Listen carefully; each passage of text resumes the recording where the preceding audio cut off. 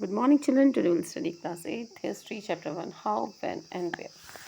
Part 1 में हमने देखा था कि किस तरीके से कि हिस्ट्री कैसे कब कहाँ ये सब डेट्स, और हमने डेट्स के बारे में पढ़ा कि डेट्स इंपॉर्टेंट क्यों रहते हैं, हाउ डेट्स आर इम्पॉर्टेंट क्यों, क्योंकि वहाँ पे कुछ ना कुछ time when history was synonymise with the date. कभी हम हिस्ट्री को कभी क्या डेट्स के थ्रू देखते थे कि कौन सा डेट इम्पॉर्टेंट है, तो और डेट के माध्यम से हम देखते थे, लेकिन डेट ही सब कुछ नहीं था हिस्ट्री में। हमने ये देखा कि उसमें हम कंपैरिजन भी करते हैं। History is all about comparison also, है ना, कि हम दिल्ली सल्तनत में क्या हो रहा था और इधर मुग़ल सल्तनत में क्या होता था, ये हम इसको कंपेयर भी करते हैं। ये चीज़ें हमने पढ़ी थी उसमें।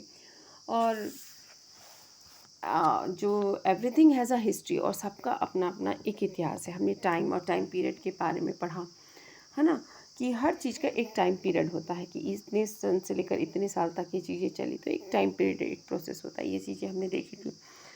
अब हमने देखा कि अब हम देखेंगे कि विच डेट्स आर इम्पॉर्टेंट। हमने तो पढ़ा कि dates are important, but which dates are important, हमारे लिए कौन सा डेट इम्पॉर्टेंट होता है। आप कंसिडर कीजिए, तो आप किस डेट को इम्पोर्टेंस देंगे। तो आप ऑब्वियसली आप अपने बर्थडे को बोलेंगे वो मेरे लिए इम्पॉर्टेंट है। क्यों? क्योंकि वो आपका बर्थडे है। मुझसे पूछा जाएगा तो मैं भी अपना बर्थडे बोलूँगी। क्यों? क्योंकि वो मेरा बर्थडे। तो तो विच डेट्स आर इम्पॉर्टेंट, हमारे लिए कौन सा डेट इम्पॉर्टेंट होता है। History is not all about the date, but dates do play very important role. History पहले भी देखा था हमने कि डेट ही सब कुछ नहीं है, लेकिन जो डेट होते हैं बहुत इंपॉर्टेंट रोल प्ले करते हैं। ठीक है, history is not all about the date, but dates do play very important role. Clear. अब बहुत इंपॉर्टेंट तो कौन से डू, विच डेट्स, किस डेट को हम बोलेंगे कि बहुत इंपॉर्टेंट है। तो जैसे एग्जाम्पल में हम जैसे आपसे पूछेंगे तो ऑब्वियसली आप बोलोगे मेरा बर्थडे, लेकिन तो डेट्स क्या है, विच डेट्स हम बोलेंगे। तो डेट्स डिपेंड्स ऑन इवेंट्स। ऐसे डेट्स को हम कंसिडर करेंगे जिसमें कुछ इवेंट हुआ था, है ना, कुछ अच्छी चीज़ें हुई होंगी हमारी लाइफ में, इवेंट जो हुआ तो हम उसको कंसिडर करेंगे। Dates depends on events.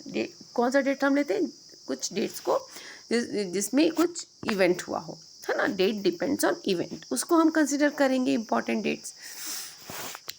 तो इवेंट्स क्या है, we change our focus of events and issue subsequently the dates will also change. जब हम जैसे कि हमसे बोले कि डेट डिपेंड्स ऑन इवेंट्स, जो वो डेट्स हम लेंगे जिस पे कुछ इवेंट्स हुआ हो। जैसे आपको बोला जाए, जैसे कि देखिए रशियन हिस्टोरियंस हैं, ठीक है, तो वो रशियन हिस्टोरियंस जो लिखेंगे, हिस्टोरियंस में जो हिस्ट्री लिख रहे हैं, तो रशियन हिस्ट्री में जो रशियन हिस्टोरियंस हैं वो क्या लिखेंगे, वो क्या इंडिया की हिस्ट्री के बारे में लिख देंगे वहाँ पे, वो नहीं लिखेंगे। वो क्या लिखेंगे, वो नॉन कॉपरेशन मूवमेंट के बारे में नहीं लिखने वाले अपनी हिस्ट्री में, वो लिखेंगे जो रशियन रेवोल्यूशन हुआ उसके बारे में लिखेंगे वो उनके लिए, क्योंकि वो डेट इम्पॉर्टेंट है जो उनकी कंट्री में हुई। तो रशियन हिस्टोरियंस है तो वो अपने देश के बारे में लिखेंगे, ना कि हमारे बारे में। और हम इंडियंस हैं तो इंडियन हिस्ट्री लिखी जा रही है तो हम अपने डेट्स को इम्पोर्टेंट देंगे। हम फ्रेंच रेवोल्यूशन के बारे में ज़्यादा नहीं लिखेंगे, लेकिन हम नॉन कॉपरेशन मूवमेंट जो हमारे यहाँ हुआ उसके बारे में लिखेंगे। तो जो इवेंट्स डेट्स जो इवेंट्स होते हैं उसको हम देखते हैं। Dates depends on event. ठीक है, we change our focus events, change our focus of events. हम अपना जो, ध्यान से सुनिएगा, फोकस ऑफ इवेंट्स, हम अपना जो है फोकस ऑफ इवेंट्स को भी हम चेंज करते हैं। जैसे देखिए, we change our focus of events and issue subsequently the dates will also change.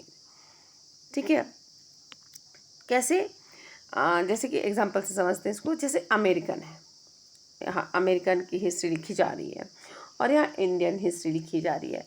तो अमेरिकन जो हिस्ट्री लिखेंगे वो इम्पोर्टेंट किसको देंगे, जो अभी जैसे रशियन वाला बताया, तो वो अपनी हिस्ट्री को इम्पोर्टेंट देंगे, ना कि हमारी हिस्ट्रीज को इम्पोर्टेंट देंगे। वो अपनी हिस्ट्री को इम्पोर्टेंट देंगे, है ना, कि जो उनके समय में चल रहा था वो उसको इम्पोर्टेंट देंगे। If the focus study changes it began, इस पैराग्राफ में आपको ये लिखा हुआ देखिए, जो मैंने अभी आपको पढ़ाया वो इस पैराग्राफ में है। क्लियर है। तो आप इसको रीड आउट कीजिएगा। देखिए मैं एक बार रीड आउट कर देती हूँ आपके लिए। By what criteria do we choose a set of dates as important? These dates we select, the dates around which we compose our history of the past are not important and their own. They become vital because we focus on a particular set of events as important. मैंने कहा हमने dates में जो event हुए रहते हैं उसको important देते थे. If our focus of study change, we begin to look at new issues. A new set of dates will appear again as significant. देखिए यदि हमने अभी हमारे लिए जो इम्पोर्टेंट, जैसे मैंने वही बताया, अमेरिका में अमेरिकन हिस्ट्री लिखी जा रही है और इंडियन हिस्ट्री लिखी जा रही है, तो जो अमेरिका वाले हैं वो वहाँ की चीज़ों को कंसिडर करेंगे, ना कि हमारे यहाँ की चीज़ों को।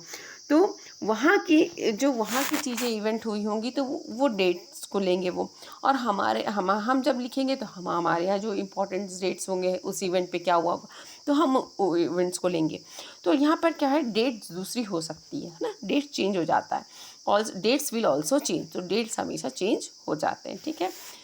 जैसे कि आप जैसे history return by the British historians, आदि हिस्ट्री किसी ने लिखी है, जैसे इस पैराग्राफ को मैं समझा रही हूँ सेकंड वाला, तो हिस्ट्री रिटर्न बाय हिस्टोरियंस, कौन से, ब्रिटिश हिस्टोरियंस ने लिखी है। तो वो किसको इम्पोर्टेंस देंगे, they would consider rule of governor general was important. उनके लिए किस चीज़ को इम्पोर्टेंट होगा, जो रूलर्स जो थे, गवर्नर जनरल जिन्होंने यहाँ रूल किया, वो उसको इम्पोर्टेंट देंगे। तो वो किसको देंगे important, rule of governor general was important, वो कंसिडर करेंगे कौन, जो history return by British historians, जो ब्रिटिश हिस्टोरियंस हिस्ट्री लिखेंगे तो वो किस चीज़ को इम्पोर्टेंट देंगे, वो कंसिडर करेंगे जो गवर्नर जनरल जिन्होंने को कंसिडर करेंगे, इम्पोर्टेंट कंसिडर करेंगे। जैसे कि वो बोलेंगे Warren Hasting first governor general और लॉर्ड माउंटबेटन लास्ट वाइसरॉय। तो आपको ये याद रखना है कि हमारे जो यहाँ पे तो ये 1 मार्क्स के क्वेश्चन में आ सकता है। तो जैसे फर्स्ट गवर्नर जनरल कौन थे, वारेन हेस्टिंग थे, और लास्ट कौन थे, लास्ट वाइसरॉय थे लॉर्ड माउंटबेटन। ये आपको याद रखना, ये फर्स्ट मार्क्स में 1 मार्क्स के क्वेश्चंस में आ सकते हैं कि फर्स्ट गवर्नर जनरल कौन था, वारेन हेस्टिंग, और ऑफ इंडिया इन 1773। कब का मैं डेट भी बता रही हूँ आपको, वारेन हेस्टिंग का डेट था 1773, आपको याद रखना है। तो first governor general Warren Hasting, और एंड कहाँ ख़त्म हुआ था, ये किससे ख़त्म हुआ था, इन्होंने स्टार्ट किया था, फर्स्ट गवर्नर जनरल थे हमारे यहाँ पे, और लास्ट वाइसरॉय थे हमारे लॉर्ड माउंटबेटन। और इस चैप्टर में और हम बहुत सारी चीज़ों को अलग अलग उनके बारे में भी पढ़ेंगे हम इसमें। तो इसमें हम ये बताना चाहते हैं आपको कि जब ब्रिटिशर्स हिस्ट्री लिख रहे हैं, जो ब्रिटिशर्स हिस्टोरियंस है वो लिखेंगे हिस्ट्री, तो वो उनको अपने जो वहाँ के लोग हैं उनके बारे में ज़्यादा लिखेंगे, वहाँ के लोगों के बारे में बताएंगे ज़्यादा। There classification will revolve around the British governor generals, उनकी जो क्लासिफिकेशन है वो अपने यहाँ के जो जितने भी ब्रिटिश गवर्नर जनरल हैं वो उनके बारे में लिखेंगे, जितने भी यहाँ पे है सब, तो वो उनके बारे में लिखेंगे। वो हाँ उनके इर्द गिर्द ही उनकी कहानी चलती रहेगी, वो उनके बारे में सब कुछ क्लासीफाई करेंगे। Indian and their activities will not have any role in it, जो इंडिया की एक्टिविटी थी, इंडिया वाले क्या कर रहे थे, इंडिया वालों ने क्या किया, ये उसके बारे में नहीं लिखेंगे। लेकिन इनके जो ब्रिटिश हिस्टोरियंस होंगे तो वो क्लासिफिकेशन कहाँ, उनका जो जितने भी अपने ब्रिटिशर्स गवर्नर जनरल होंगे ये उनके आसपास की ही बातें वो लिखेंगे अपना। और जबकि ये इम्पोर्टेंट नहीं देंगे कि इंडिया वालों ने क्या कहा, उनकी एक्टिविटीज़ क्या थी, ये इसको इम्पोर्टेंट नहीं देंगे, ठीक है। तो जो हिस्ट्री लिख रहा है, जिस समय लिख रहा है, तो वो उसको फोकस करेगा, वो वहाँ के फोकस को देगा। But when we will write the history, अब जब हम हिस्ट्री लिखेंगे, when we write the history from the Indian perspective, जब हम इंडियन पर्सपेक्टिव के व्यू पॉइंट से हम हिस्ट्री लिखेंगे तो क्या होगा, a new set of dates will come more important as us to know. अब हम गवर्नर जनरल को तो इम्पोर्टेंस नहीं देंगे, लेकिन हाँ उस समय हमारे इंडियन हिस्ट्री में क्या हुआ, हम उन चीज़ों के बारे में, उस डेट्स के बारे में हम मेंशन करेंगे, ना कि ब्रिटिश जनरल कब बने गवर्नर जनरल, उनसे हम नहीं लिखेंगे उनके बारे में। लेकिन हमारे इंडिया में क्या हुआ, हमारे लोगों ने क्या किया जब ब्रिटिशर्स आए, तो हम उनके बारे में यहाँ मेंशन करेंगे, है ना। तो क्या हुआ, तो डेट्स यहाँ पर हमारे सेट ऑफ तो डेट्स क्या हुए, चेंज हुए। हम अपने बारे में लिखेंगे जब हम अपनी हिस्ट्री लिखेंगे इंडिया वाले, ठीक है। अब ये पूरा पैराग्राफ ये वाला था, यहाँ तक मैंने आपको एक्सप्लेन कर दिया, ठीक है। अब हम देखते हैं कि हाउ डू वी पीरियडाइज। पीरियडाइज मतलब क्या होता है, पीरियडाइजेशन मतलब आप बोल सकते हैं क्लासिफिकेशन करना। जैसे कि आप सबसे पहले छोटे थे तो आप किंडरगार्टन में पढ़ते थे, उसके बाद आप प्राइमरी में आए, फिर में अपर प्राइमरी, फिर सेकेंड, इस तरीके से आपकी क्लासेस बढ़ती गई, है ना। तो आप, क्योंकि प्राइमरी सेक्शंस में नर्सरी से KG 2 तक की पढ़ाई अलग चलती है, प्राइमरी सेक्शंस में अलग पढ़ाई होती है, उनकी एक्टिविटीज़ अलग होती हैं, तो इस तरीके से उसको क्लासिफिकेशन किया। तो पीरियडाइजेशन मीन्स भी होता है क्लासीफाई करना, जिसका जैसे कॉमन कैरेक्टरिस्टिक्स, कुछ कॉमन कैरेक्टरिस्टिक्स को लेकर हम उसको क्लासीफाई कर देते हैं, ठीक है, क्लासीफाई कर देते हैं। तो पीरियडाइजेशन जो है व्हाट एंड व्हाई, हाँ क्या है और क्यों है, ये हमने पीरियडाइजेशन क्यों किया, तो क्यों किया हमने, we can show significant change between the different time period. हमने क्या देखा, हमने क्यों किया इस चीज़ को, अब इस चीज़ को ध्यान से सुनिएगा। कोई पूछेगा why we have done the periodisation, हमने पीरियडाइजेशन क्यों किया, क्लासिफिकेशन क्यों किया, तो क्यों किया हमने, we can show significant change between the different time period. हमने कुछ टाइम पीरियड में क्या देखे, कुछ सिग्निफिकेंट चेंजेस देखे, इसलिए हमने क्या किया, उसको क्लासिफिकेशन कर दिया, पीरियडाइजेशन कर दिया, ठीक है। अब देखिए यहाँ पे सबसे पहले पीरियडाइजेशन जो हुआ, देखिए इन 1817 में जो जेम्स मिल थे, कौन थे, जेम्स मिल, ये क्या थे, स्कॉटिश इकोनॉमिक्स थे एंड पॉलिटिकल फिलोसोफर थे। और इकोनॉमिक्स में अर्थशास्त्री थे जो इकोनॉमिक्स वगैरह से डील करते थे। स्कॉटिश, ये सब याद रखना, ये फर्स्ट मार्क्स से क्वेश्चन में आ सकता है ये सब चीज़ें। इन 1817 James mill, a Scottish economics and political philosopher, published, उन्होंने एक बुक पब्लिश की जिसका नाम था, ये भी 1 मार्क्स में क्वेश्चन में आ सकता है कि what was the book written by the James Mill, तो कौन सी बुक उन्होंने लिखी थी, हिस्ट्री ऑफ ब्रिटिश इंडिया, ये उनकी बुक का नाम है, ए हिस्ट्री ऑफ ब्रिटिश इंडिया। उसमें उन्होंने क्या लिखा कि उन्होंने इंडियन हिस्ट्री को 3 पीरियड्स में डिवाइड कर दिया। कौन कौन सी, पहला उन्होंने हिंदू, मुस्लिम एंड ब्रिटिश, ये 3 पीरियड में उन्होंने डिवाइड कर दिया, पीरियडाइजेशन कर दिया इंडियन हिस्ट्री को, किसमें हिंदू, मुस्लिम एंड ब्रिटिश, ठीक है। ब्रिटिश को आप क्रिश्चियन भी बोल सकते हैं, Christian. At that time this periodisation was widely accepted, और उस समय क्या हुआ, इसको एक्सेप्ट कर लिया गया, ये जो पीरियडाइजेशन जो जेम्स मिल ने किया, इसको लोगों ने एक्सेप्ट कर लिया। Why do we try and divide history into different periods? We do so in attempt to capture the characteristics of the time, its central features as they appear to us. Some so the terms through which we periodize that demarcate the difference between the periods become important. That they reflect our ideas about the past. They show how we see the significance of the change from one period to the next. यही बताया मैंने कि क्यों हम उसको वो करते हैं, तो आप यहाँ से इसका आंसर लिख सकते हैं, ठीक है। तो इस तरीके से हम उसको चेंज करते हैं। अब ये जो जेम्स मिल ने जो पीरियडाइजेशन कर दिया इंडियन हिस्ट्री का, कि किस तरीके से किया, उन्होंने हिंदू, मुस्लिम एंड ब्रिटिश के 3 वॉल्यूम में उन्होंने डिवाइड कर दिया।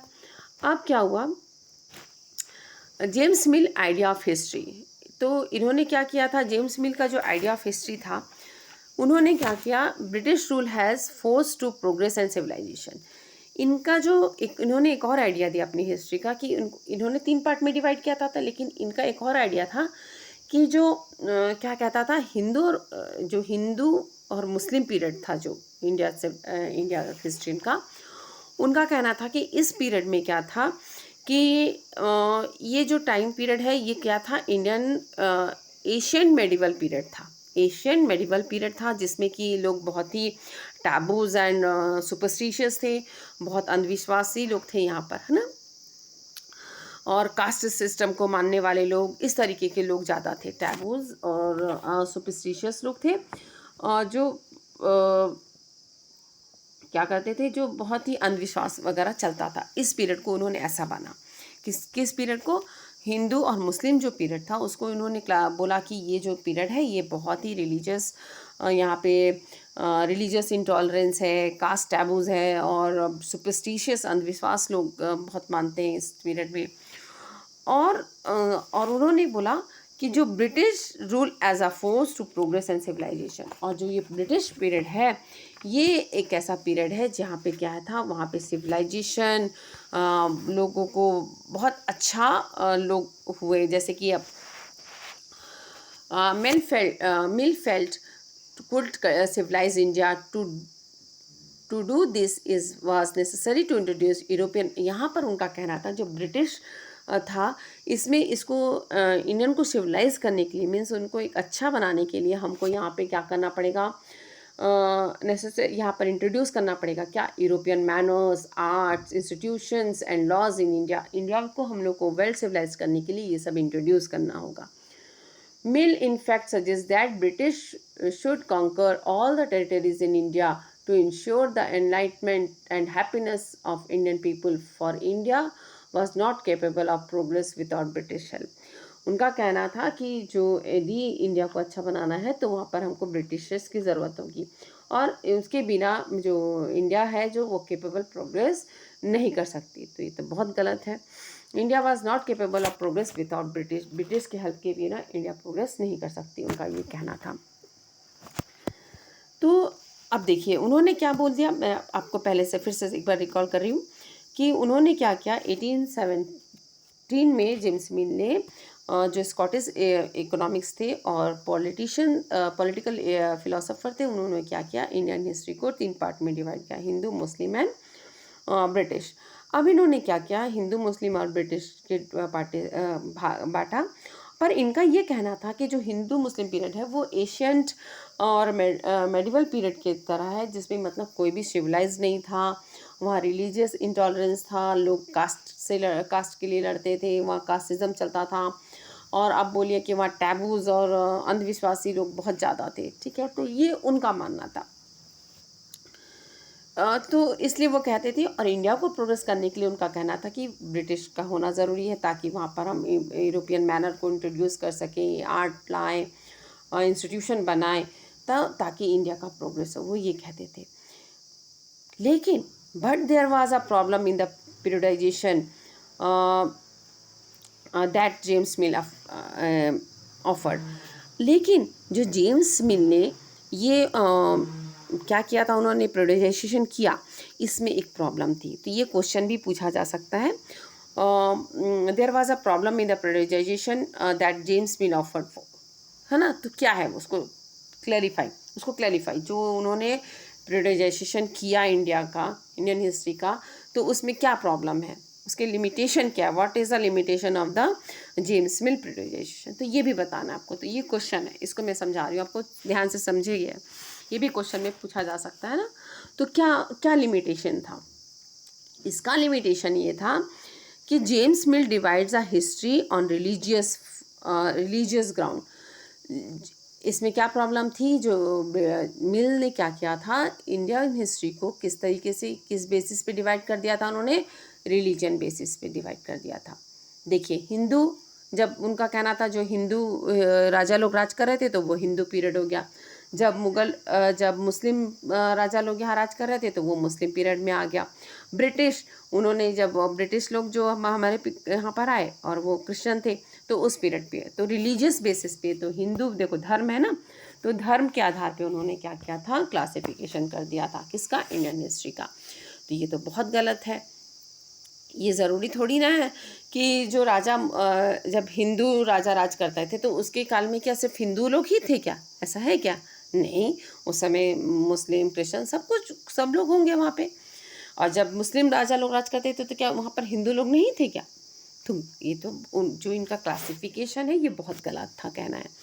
James mill divides history on religious ground, धर्म के आधार पर उन्होंने इसको डिवाइड किया था, तो ये बहुत गलत है। हिंदू, मुस्लिम और ब्रिटिश के आधार पर ये गलत है। क्यों? Is it right to characterize an age only through the religion on the rulers of the time? तो क्या ये जो है कि ये जो एज के हिसाब से हमने बांट दिया, कि रिलीजन के हिसाब से हमने बांट दिया, कि उस समय का जो रूलर है उसका जो धर्म है उसके धर्म के हिसाब से हमने बांट दिया, तो ये क्या सही है? Is it right? Does the life religion and practice of the other do not matters? तो क्या दूसरों का जो धर्म है, दूसरे जो वहाँ पे रहते थे, जो दूसरे लोग थे, उनका रिलीजन, उनकी लाइफ और उनके प्रैक्टिसेस का कोई मतलब नहीं था? कि जो रूलर जिस धर्म का है हम बस उसी के धर्म के आधार पर बांट देंगे? गलत है। तो क्या जो दूसरे लोग थे उनका लाइफ का, उनके रिलीजन और उनके प्रैक्टिस का कोई मतलब नहीं था क्या, other than do not matters? तो ये क्वेश्चन अराइज हुआ। तो ये थे लिमिटेशंस उनके, ठीक है। अब क्या हुआ, तो हम बोल सकते हैं कि this periodisation is not true and justified. ये जो प्रेडिजाइजेशन जेम्स मिल ने किया ये सही नहीं है, जस्टिफाइड नहीं है। क्लियर? क्यों? क्योंकि उन्होंने इसको रिलीजियस ग्राउंड पे किया था, जो कि सही नहीं है। और ये 2 पॉइंट मैंने बताया वो आप लिख सकते हैं। Is it right to characterise an age only through the religion of the rulers of that time? क्या सिर्फ जो रूलर्स जिस धर्म को मानते थे उनके हिसाब से हम डिवाइड कर देंगे? या does the life religion and practice of others do not matters? जो लोग दूसरे हैं उनके रिलीजन, लाइफ, उनके प्रैक्टिस का कोई मतलब नहीं है। तो इस सब के हिसाब से हम कह सकते हैं कि this periodisation is not true and justified. तो हम कह सकते हैं कि ये जो प्रैक्टिस हुई, ये जो बनाया उन्होंने, क्लासीफाई किया, ये ठीक और जस्टिफाइड नहीं है। क्लियर? कैसे? Because variety of faiths existed simultaneously. Because, यहाँ ध्यान से दें, because variety of faiths existed simultaneously. उस समय देखिए अब क्या हो रहा था, एग्जाम्पल से समझते हैं। Example, when Delhi was ruled by Muslim ruler, जब दिल्ली में मुस्लिम रूलर थी, ठीक है, एक एग्जाम्पल है ये। When Delhi was ruled by Muslim ruler, जब दिल्ली में मुस्लिम राजा का राज चलता था, तो वहीं पे क्या होता था, साउथ में किसी और राजा का राज चलता था। South there were the rulers of other faith also, दूसरे धर्म को मानने वाले का राज चलता था। तो देखो, अब हमने बोल दिया दिल्ली में जिसका राजा था तो हमने उसको बोला कि मुस्लिम का राज था, तो हमने मुस्लिम बोल दिया कि मुस्लिम पीरियड चल रहा है। लेकिन साउथ में तो किसी और का था, कोई और दूसरा फेथ को बिलीव करने वाले उसको राज कर रहे थे। तो इसलिए हम कह सकते हैं कि this period is not true and justified. ठीक है, we should also remember that even rulers in ancient India did not all share the same faith. तो नॉर्थ में दूसरे थे, साउथ में दूसरे लोग थे, तो हम बोल सकते हैं कि ये जस्टिफाइड नहीं है। क्लियर? जेम्स मिल का, due to the limitation of the periodisation offered by James Mill. अब क्योंकि इसमें लिमिटेशन था, ये लिमिटेशन मैंने बता दिया क्या था।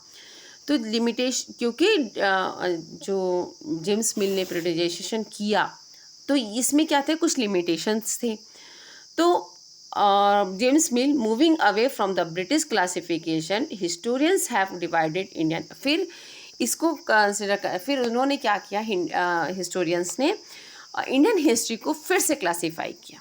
ठीक है, क्योंकि कुछ लिमिटेशंस थे जेम्स में, तो इन्होंने फिर से इंडियन हिस्ट्री को क्लासीफाई किया, जो था कि एंशियंट, मेडिवल एंड मॉडर्न।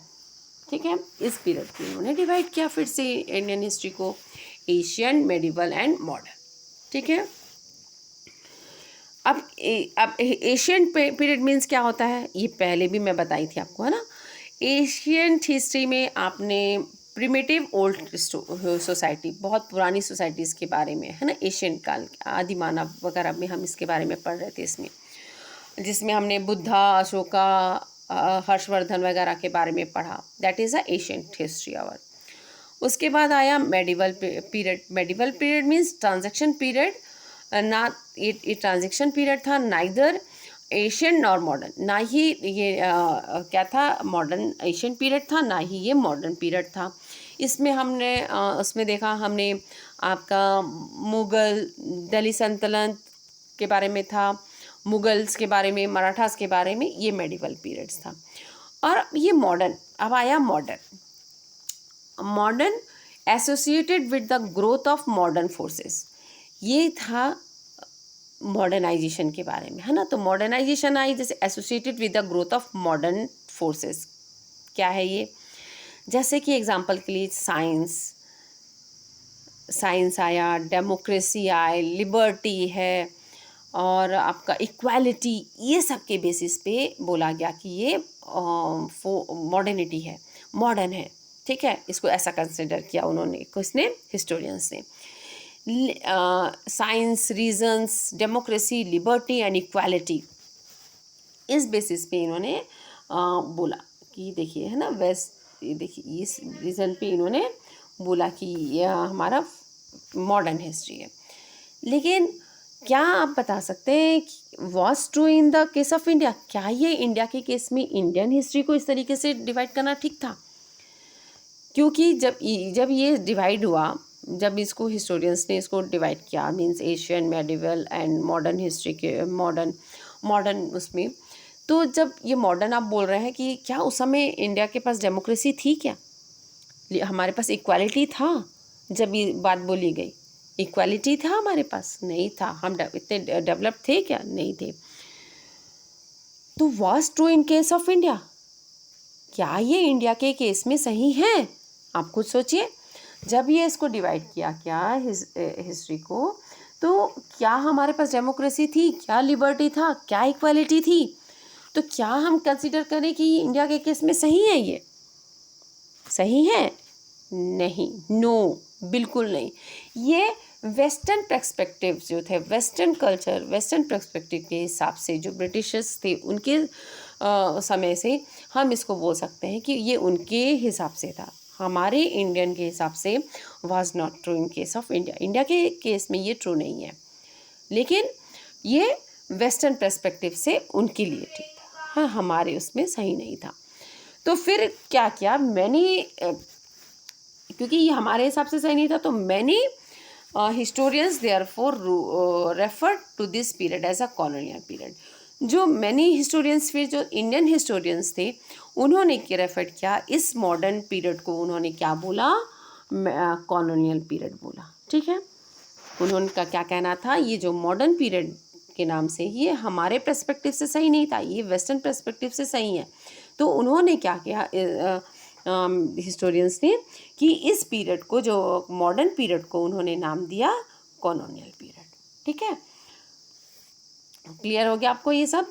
तो उन्होंने इसको कॉलोनियल पीरियड के नाम से दिया। तो हम नेक्स्ट वीडियो में हम पढ़ेंगे व्हाट इज़ कॉलोनियल, इसको मैं आपको डीपली समझाऊंगी, तो आप बुक को अच्छे से रीड आउट कीजिएगा।